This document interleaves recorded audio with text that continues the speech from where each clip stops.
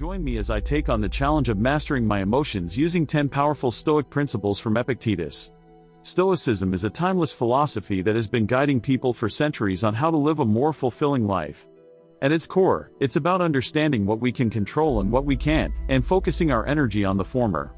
One of the most profound applications of Stoicism is in mastering our emotions, and today, we're going to explore how Epictetus' teachings can help us achieve that. Emotional turmoil is a universal human experience.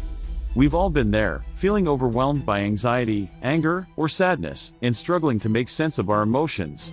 The problem is, when we let our emotions dictate our choices, we often end up making decisions that don't serve us in the long run.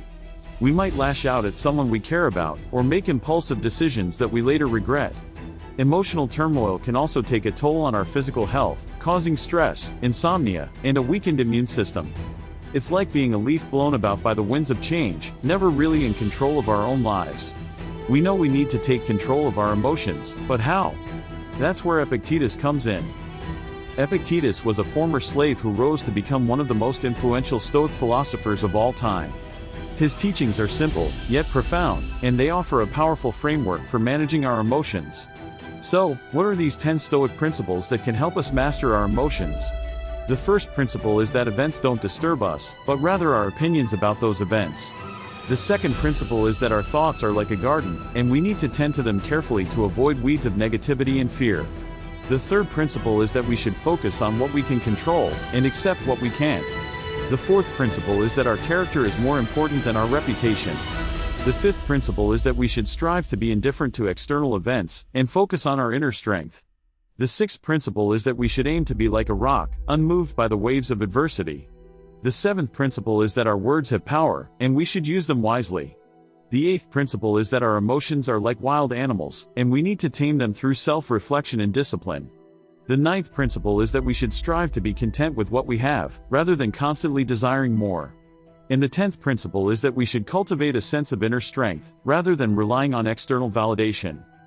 One principle that really stands out to me is the idea that our thoughts are like a garden.